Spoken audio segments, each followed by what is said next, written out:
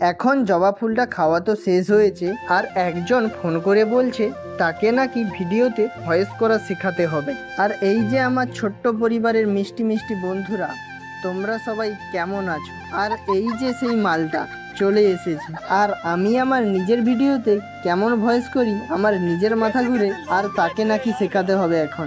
যাই হোক, এখন তাকে বলে দিতেই এখন সে নিজেই ভয়েস দিচ্ছে দেখো। তারপর মা ডাকতেই কাঁটা নিয়ে চলে এলাম দেখো ছাদের উপরে। এখানে মায়ের সঙ্গে হাতে হাত লাগিয়ে কালো সোনার কাজটা করে নিতে হবে। এখানে মা, মাসি আর আমি তিনজন মিলে কাজটা করে নিচ্ছি।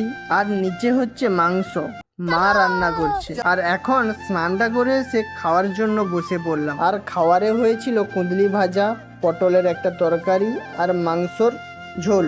আর এখন সেই মাংসটা দিয়ে ভাত মাখিয়ে খেয়ে নিলাম। আজ বিকালে প্রচণ্ড পরিমাণ ঝড় হচ্ছে, আর ঝড় হচ্ছে হোক, চোখে শুধু ধুলোগুলো এসেই পড়ছে। আর আমার ভিডিও তোমাদের কেমন লাগে কমেন্ট করে বলে যাও, ও একটা করে সাবস্ক্রাইব করে দিই।